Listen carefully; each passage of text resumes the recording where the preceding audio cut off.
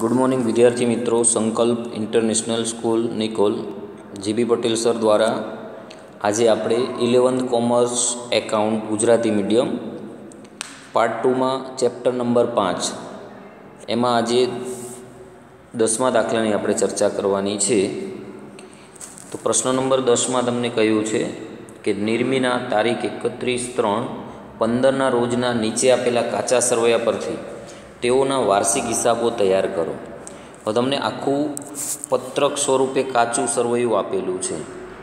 तो ज्यारे पत्रक स्वरूपे काचू सरवैयु आपेलू होय त्यारे जोवानुं उधार बाकी अने जमा बाकीना खाना बाजू बाजू में हशे। हवे अहींया तमने 7 हवालाओ आपेला छे। पहलो हवालो है कि 31/3/15 रोज मालना स्टॉकनी किंमत 50,000 है। आखर मालना स्टॉकनु मूल्य आपी दीधुं छे। 31/1/15 रोज धंधा में आग लगवाथी 8,000 नो माल बળી गयो। हवे तमने कीधुं छे कि वीमा कंपनीए 70% रकम मंजूर करी। केटला टका? 70%। तो अहींया ज्यारे धंधा में आग में माल बળી जाए त्यारे अन्य रीते गयेल माल कहेवाय। अन्य रीते गयेल माल होय एटले तमारे पहला तो खरीदी पासे टीक करवू पड़े। तो आमांथी पहला खरीदी शोधी लेवानी। तमने खरीदी ज्यां आपेली होय त्यां आपणे टीक करशुं। तमे पण चोपड़ी में टीक करी लेजो खरीदीनी पासे।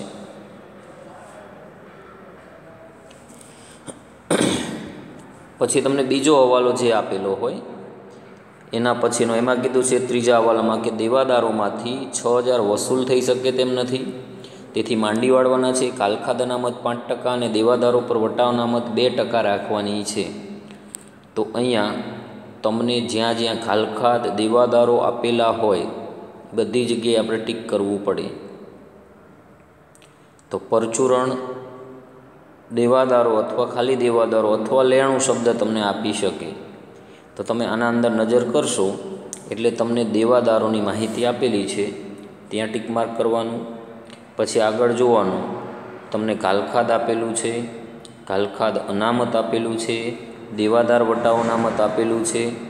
जो तमने आ बधी माहिती आपेली होय तो आपेल वटाव पण जोई लेवानुं। तमने मळेल वटाव के मळेल कमीशन आपेलू छे, हवे आपेल वटाव छे के नहीं तमे चेक करी लो। एक पछी एक एंट्री में नजर करती जवानी। तो अहींया छेल्ले तमने वटाव आपेलू छे। जो एमां जे उधार रकम है ये आपेल वटावनी कहेवाय, बराबर। एटले त्यां टीक करवू पड़े। पछी तमने जे हवालो आप्यो छे कि 6,000 उधार खरीदेल मालनी अने 1,000 ना उधार खरीद परतनी नोंध थई नथी। तो उधार खरीदेल माल अने खरीद परत तो खरीदी पासे टीक करवानुं अने खरीदी आपणे कोनी पासेथी करीए? लेणदारो एटले के वेपारीओ पासेथी। तो तमने खरीदी पासे टीक करवानुं अने लेणदार पासे टीक करवानुं। आ बंने जग्याए तमे टीक करो एटले हवालानी 2 जग्याए असर थई गई कहेवाय। एटले खरीदी पासे टीक करी दो फरी वखत अने लेणदारो आपेला छे त्यां टीक करी दो। चलो पछीनो हवालो तमने आपेलो छे कायमी मिलकतों पर 10% घसारानी जोगवाई। तो आमां कायमी मिलकतो केटली छे गोतवी पड़े। जो तमने सळंग आपी दीधी होय डायरेक्ट कायमी मिलकतो तो त्यां टीक करवू पड़े। तो अहींया तमे जोता जशो तो मिलकतोनी अंदर तमने कायमी मिलकतो जे आपी छे एमां जमीन मकान कायमी मिलकत कहेवाय, यंत्रो अने फर्निचर आ 3 कायमी मिलकत छे। एना उपर शुं गणवानुं छे? घसारो। तो 3 पासे टीक करी लेवानुं। पछी तमे जोशो तो वीमा प्रीमियमना रुपया 3200 आवता वर्षना छे। तो वीमा प्रीमियम पासे टीक करी लेवानुं। तो आमां नजर करता जाओ तो तमने ज्यां वीमा प्रीमियम देखाय तो आगळ आप्युं छे अहींया आपणने त्यां टीक करी लेवानुं। एना उपर डबल असर थशे अने 50% कमीशन मळेल छे। तो अहींया तमने आगळ आपेलुं हतुं मळेल कमीशन। चलो त्यां टीक करी लईए आपणे। आटला हवाला छे, बाकीनी बधी सिंगल एंट्री कहेवाय। हवे आपणे दाखलानी अंदर 3 खाता बनावीए छीए, वेपार खातुं, नफा नुकसान खातुं अने पाकું સરવૈયું। तो તો તમે ચોપડીમાં સિંગલ એન્ટ્રી જોતા જશો એટલે તમને પહેલાં માલનો સ્ટોક હંમેશા વેપાર ખાતાની ઉધાર બાજુ શરૂઆતનો સ્ટોક આવે. તો 31/3/15 વર્ષ પૂરું થાય તો 1/4/14 શરૂ થયું હોય એટલે 1/4/14નો જે સ્ટોક આપ્યો એ શરૂઆતનો સ્ટોક કહેવાય. એ 9,900 તમને રકમમાં કાચા સર્વેમાં આપેલો હશે. પછી જે સિંગલ એન્ટ્રીઓ છે એ પછી તમે એક પછી એક જોતા જશો. તો આપણે જ્યાં જ્યાં ટીક નથી કર્યું એ બધી એન્ટ્રી સિંગલ છે. તો પહેલું જ તમને આપેલું છે મૂડી, એની જમા બાકી 2,70,000 અને ઉપાડ છે 16,200. તો પહેલાં આપણે પાકા સર્વેમાં જે ફોર્મેટ બનાવી દેતા એ પહેલાં બનાવી દેવાનું. મૂડી દેવા સાઈડ તો તમે પાકા સર્વેમાં જોશો તો અહીંયા આપણે પહેલાં લખતા હતા શરૂની મૂડી 2,70,000 આપી છે. એમાં ચોખ્ખો નફો, મૂડી પર વ્યાજ બધું ઉમેરતા, પણ ચોખ્ખો નફો છેલ્લે ઉમેરાય. એમાંથી આપણે બાદ કરતા ઉપાડ. તો ઉપાડ આપણને 16,200 આપેલો છે. એ હાલ મૂડી અને ઉપાડ બે લખી રાખવાનું. પછી તમને સિંગલ એન્ટ્રીમાં જે માહિતીઓ આપેલી છે એ આપણે ચકાસીએ. તો મૂડી, ઉપાડ, પછી જમીન, મકાન, યંત્ર, ફર્નિચર પાસે તમે ટીક કરેલું છે. પછી તમને આપેલું છે પટ્ટે રાખેલ મકાન. આ આંતરિક હવાલો કહેવાય. આની પણ ડબલ અસર કરવી પડે. ગુપ્ત હવાલો પણ કહી શકાય. 1/4/14થી 5 વર્ષ માટે. તો આ 45,000 રૂપિયાની જમીન, મકાન આપણે ભાડે રાખ્યું કહેવાય, પટ્ટે રાખ્યું. તો આ 45,000 રૂપિયા ખર્ચ 5 વર્ષનો છે. તો દર વર્ષનો કેટલો? તો આને 5 વડે ભાગવા પડે. તો તમે 45,000ને 5 વડે ભાગશો એટલે 9,000 આવશે. જે મિલકત તરીકે હાલ તમે ક્યાં દર્શાવી શકો? પાકા સરવૈયામાં. તો પાકા સરવૈયામાં તમે જોશો તો અહીંયા તમને આપેલું છે પટ્ટે રાખેલ મકાન. એ મિલકત કહેવાય. તો એ લખવાનું મિલકત લેણા બાજુ 45,000. એમાંથી 9,000 રૂપિયા માંડી વાળેલ. 45,000ને કેટલા વડે ભાગવાના? 5 વડે. એટલે એક વર્ષનો ખર્ચ 9,000. તો બાકી વધ્યો 4 વર્ષનો ખર્ચ કેટલો? 36,000. એ દર વર્ષે 9,000 રૂપિયામાંથી બાદ થતા જશે. તો એક અસર જે તે મિલકતમાંથી ઘસારાની જેમ બાદ થશે. બીજી અસર નફા નુકસાનની ઉધાર બાજુ.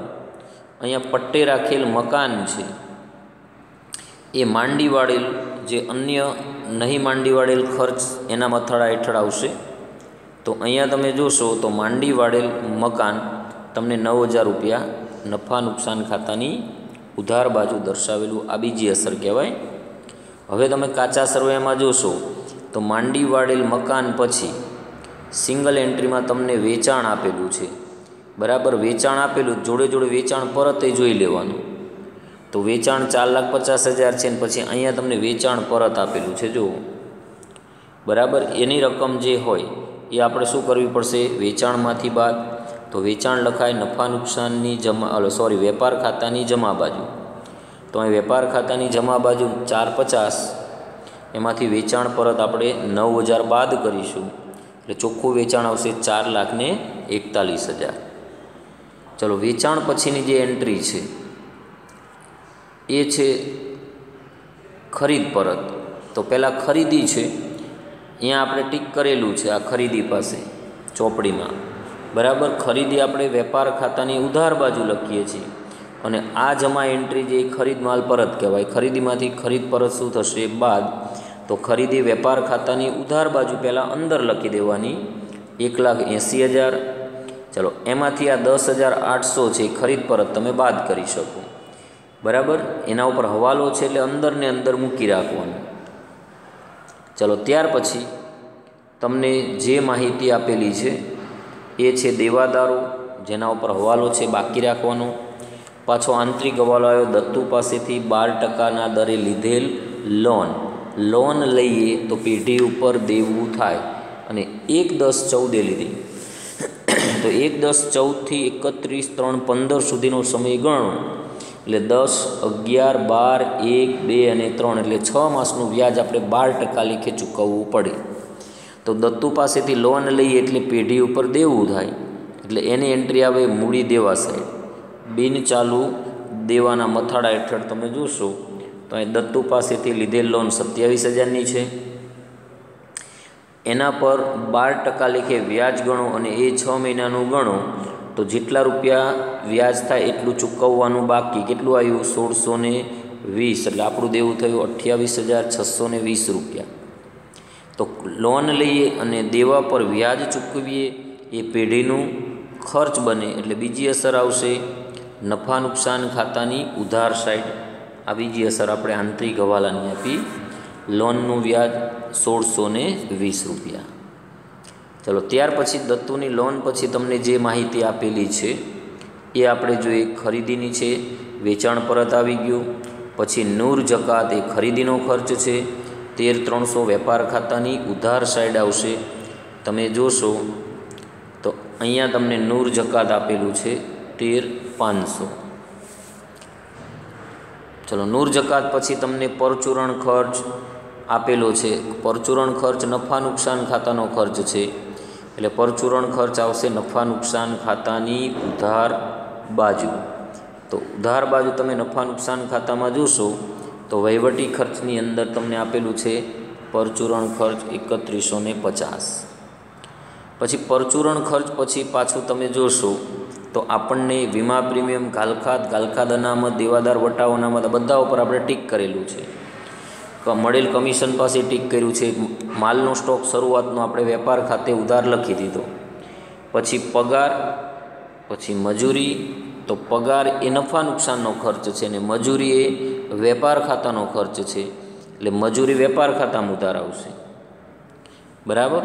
અને પગાર છે એ નફા નુકસાન ખાતામાં ઉધાર આવશે. તો અહીંયા તમને નફા નુકસાન ખાતે ઉધાર આપેલા છે કેટલા? 42,000 રૂપિયા. નેક્સ્ટ એન્ટ્રીની વાત કરીએ આપણે તો ત્યાર પછી તમને પગાર, મજૂરી પછી લેણદાર પાસે આપણે ટીક કરવાનું હતું ને. એટલે લેણદારો છે એ મૂડી દેવા બાજુ પાકા સરવૈયાની અંદર આવશે. તો પાકા સરવૈયામાં તમે જોશો તો લેણદારો તમને મૂડી દેવા બાજુ આપેલા હશે. લેણદાર પાસે પણ આપણે ટીક કર્યું છે. ખરીદીનો હવાલો છે એટલે ન કર્યું તો ટીક કરી દેજો.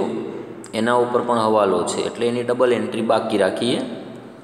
પછી તમને ડેડ સ્ટોક આપેલો છે. ડેડ સ્ટોક જો શરૂના સ્ટોક સિવાય, આ શરૂઆતનો સ્ટોક કહેવાય, એના સિવાય કોઈ પણ શબ્દની પાછળ સ્ટોક આવે તો એ મિલકત બને. એટલે મિલકત લેણા સાઈડ આવશે. ડેડ સ્ટોક તમે જુઓ તો મિલકત લેણા બાજુ તમને આપેલો હશે. અહીંયા ડેડ સ્ટોક એટલે વજન કાંટો, ત્રાજવા વજનિયા કમ્પ્યુટર કાંટો હોય, આપણે ઇલેક્ટ્રિક કાંટો આવે છે એને ડેડ સ્ટોક કહેવાય. ત્યાર પછી તમને ડેડ સ્ટોક પછી જે માહિતી આપેલી હોય એ છે બેંક ઓવરડ્રાફ્ટ, પછી રોકડ શિલ્લક. આ બંને એન્ટ્રી પાકા સરવૈયાની છે. બેંક ઓવરડ્રાફ્ટ એટલે દેવું, તો ઓવરડ્રાફ્ટ એ દેવું કહેવાય. રોકડ શિલ્લક એ ચાલુ મિલકત છે એટલે પાકા સરવૈયાની અંદર આવશે. મૂડી દેવા બાજુ તમે નજર કરશો તો બેંક ઓવરડ્રાફ્ટ મૂડી દેવા સાઈડ હશે અને રોકડ શિલ્લક છે એ ચાલુ મિલકત તરીકે ક્યાં હશે? મિલકત લેણા બાજુ. તો અહીંયા તમને રોકડ શિલ્લક આપેલી છે, જુઓ એ રકમ ત્યાં લખાય. પછી તમને આપેલું છે રોકડ શિલ્લક પછી આવક માલ ગાડા ભાડું, પછી જાવક માલ ગાડા ભાડું. તો આવક માલ ગાડા ભાડું જે છે એ ખરીદીનો ખર્ચ છે એટલે વેપાર ખાતામાં ઉધાર આવે. યાદ રાખજો, આવક માલ ગાડા ભાડું વેપાર ખાતે ઉધાર, જાવક માલ ગાડા ભાડું નફા નુકસાન ખાતાની ઉધાર બાજુ આવશે. વેચાણ વિતરણનો ખર્ચ છે. ત્યાર પછી તમને જે આપેલું છે હુંડીઓ. હુંડી બે પ્રકારની હોય, લેણી હુંડી અને દેવી હુંડી. લેણી હુંડી મિલકત લેણા સાઈડ પાકા સરવૈયામાં આવશે. પાકા સરવૈયામાં તમે જોશો તો ચાલુ મિલકત તરીકે લેણી હુંડી અને દેવા તરીકે મૂડી દેવા બાજુ દેવી હુંડી.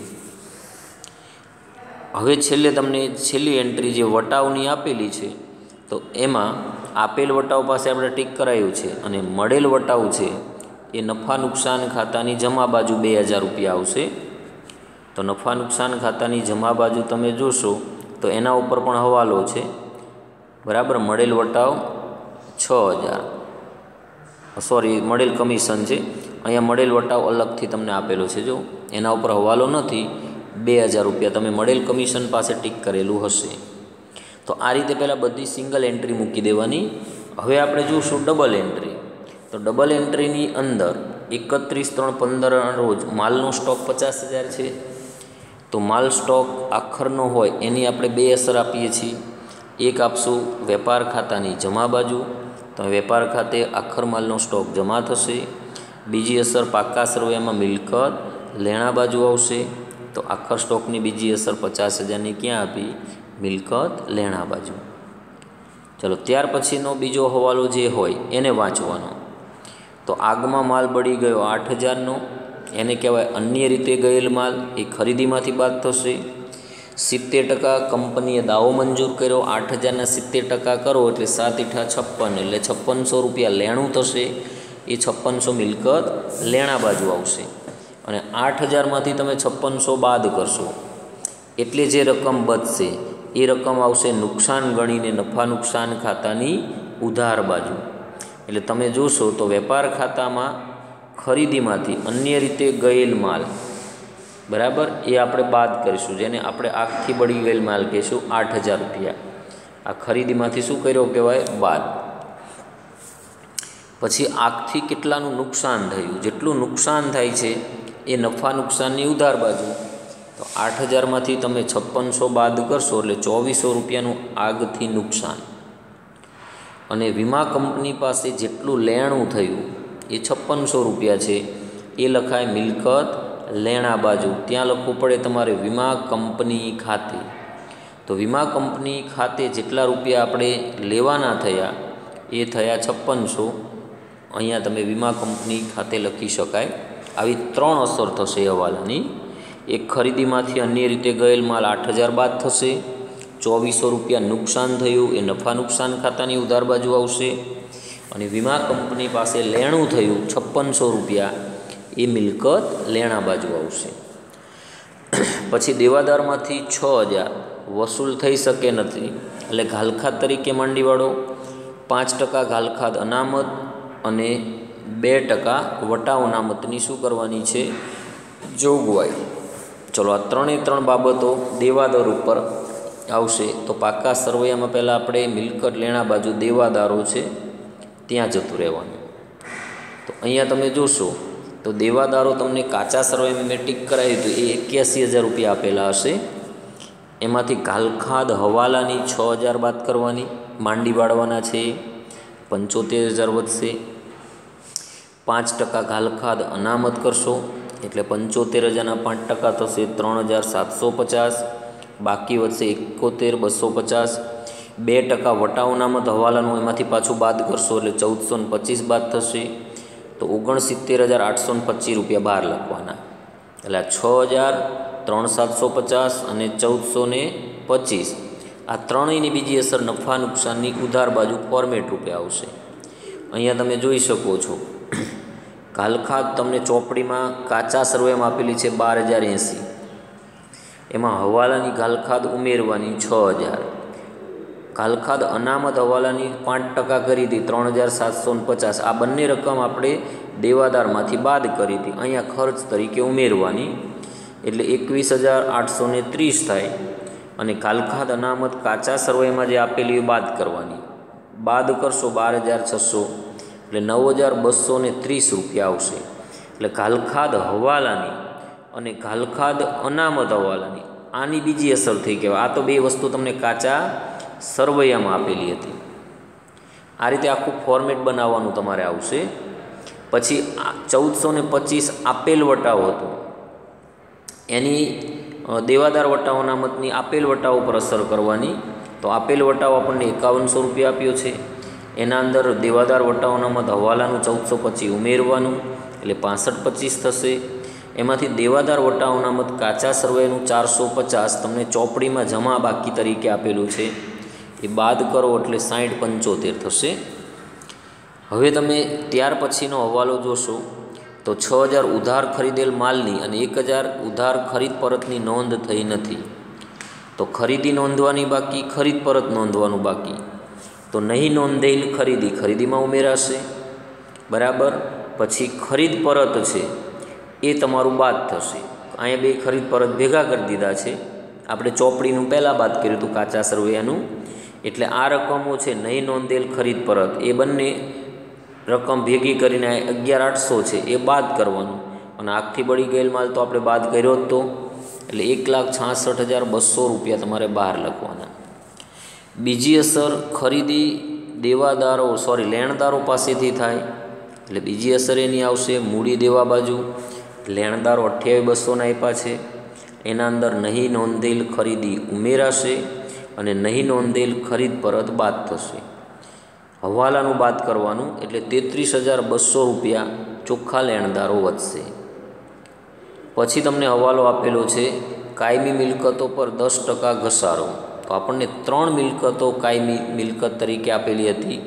તો મિલકત લેણા બાજુ આવે. અહીંયા તમે જોઈ શકો છો કે 3 મિલકતમાં જમીન મકાન, બીજું હતું યંત્રોમેટિક કરાયું છે, અને ત્રીજું ફર્નિચર. આ ત્રણેય ઉપર તમે 10% ઘસારો ગણશો તો જમીન મકાનનો 18,000 થશે, આનો 12,600 થશે, આનો 22,50 થશે. આ ત્રણેય ઘસારાની બીજી અસર નફા નુકસાન ખાતામાં ઉધાર બાજુ આવશે. તો અહીંયા તમે જોશો તો મિલકતોનો ઘસારો જમીન મકાનનો 18,000, યંત્રોનો 12,600 અને ફર્નિચરનો 22,50, એટલે ટોટલ 32,850 રૂપિયા નફા નુકસાન ખાતાની ઉધાર સાઈડ ખર્ચ તરીકે લખવું પડે. પછી આવશે વીમા પ્રીમિયમના 3200 આવતા વર્ષના છે, જેને અગાઉથી ચૂકવેલ વીમા પ્રીમિયમ કહેવાય. તો વીમા પ્રીમિયમ એ ધંધાનો ખર્ચ છે, એટલે નફા નુકસાન ખાતાની ઉધાર બાજુ વીમા પ્રીમિયમ આવે વહીવટી ખર્ચમાં. તો અહીંયા તમને વીમા પ્રીમિયમ 14,200નું આપેલું છે, એમાંથી 3200 આવતા વર્ષના એટલે અગાઉથી ચૂકવેલ કહેવાય, એ બાદ કરવાનું. એટલે ચાલુ વર્ષનો ખર્ચ 11,000. કોઈ પણ ખર્ચ અગાઉથી ચૂકવેલો હોય તો લેણું કહેવાય. તો બીજી અસર આવશે મિલકત લેણા બાજુ. અહીંયા તમે જોઈ શકો છો અગાઉથી ચૂકવેલ વીમા પ્રીમિયમ 3200 આપેલું છે. પછીની છેલ્લા હવાલાની અસર જોઈએ તો એમાં કીધું છે 50% કમિશન મળેલું છે. તો જે કાચા સર્વેમાં તમને મળેલ કમિશન આપ્યું છે એ અડધું મળ્યું છે, હજી અડધું મળવાનું બાકી. તો આપેલું છે 6,000, એ 50%, તો બીજું 50% મળવાનું શું કહેવાય બાકી. એટલે કુલ કમિશનની આ વર્ષની આવક કહેવાય 12,000, એમાંથી 6,000 મળી ગયા, 6,000 મળવાના બાકી છે. એટલું પેઢીનું લેણું રહ્યું કહેવાય. એ લેણું લખાય મિલકત લેણા સાઈડ. તો પાકા સર્વેમાં તમે છેલ્લે જોઈ શકો છો મિલકત લેણા બાજુ મળવાનું બાકી કમિશન 6,000 આપેલું છે. તો આ રીતે તમે બધા હવાલાની ડબલ એન્ટ્રી કરી હવે તમે વેપાર ખાતું કરશો બંધ. તો જમા બાજુનો 4,91,000 ટોટલ છે, એટલો સરવાળો તમારે ક્યાં મૂકવો પડશે? નફા નુકસાનની ઉધાર બાજુ. તો નફા નુકસાનની ઉધાર બાજુ તમે આગળ જોશો અહીંયા તમને નફા નુકસાન ખાતાની જમા બાજુ જે કાચો નફો મળશે તો એ વેપાર ખાતામાંથી આપણે ત્યાં લઈ જઈશું. 2,88,800 રૂપિયા કાચો નફો મળ્યો, એ રકમ આ નફા નુકસાનની જમા બાજુ આવશે. કાચો નફો વેપાર ખાતેથી લાવ્યા. હવે તમે નફા નુકસાન ખાતું બંધ કરશો તો એનો જે ટોટલ થશે એ રકમ છે 3,02,800. જમા બાજુ તમે જોશો તો એટલી જ રકમ એ ઉધાર બાજુ લખવાની. હવે એમાંથી ઉધાર રકમો બાદ કરશો એટલે આપણને ચોખ્ખો નફો મળશે 1,77,975. એ આપણે મૂડીમાં ઉમેરવાનો. અહીંયા ચોખ્ખો નફો શરૂની મૂડી છે એમાં ઉમેર્યો 1,77,975, એટલે ટોટલ થયો 4,47,975. એમાંથી ઉપાડ બાદ કરીને રકમ બહાર મૂકવાની. પછી તમે પાકા સર્વેનો બંને બાજુનો ટોટલ કરશો, એ રકમ જે આવશે એ પાકું સર્વે આપણું મળ્યું કહેવાય 5,19,495 રૂપિયા. આ રીતે તમારો દાખલો પૂરો થાય. બરાબર. તો નેક્સ્ટ લેક્ચરની અંદર આપણે આના પછીના દાખલાની ચર્ચા કરીશું. આપણે દાખલા નંબર 9 છે એની આજે ચર્ચા કરી, 10ની. નેક્સ્ટ લેક્ચરમાં આપણે 11મો દાખલો જોઈશું.